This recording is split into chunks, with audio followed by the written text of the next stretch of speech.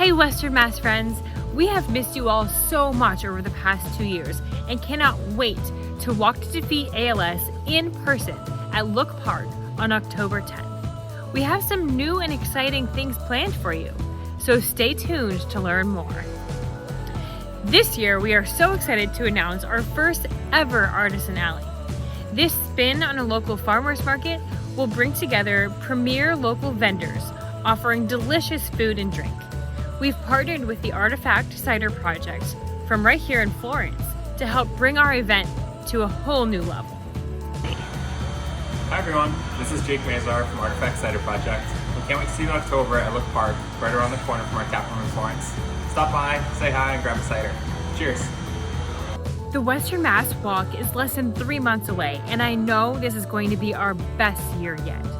Register today to join us in making ALS a livable disease by 2030. We are doing whatever it takes to end ALS. Are you?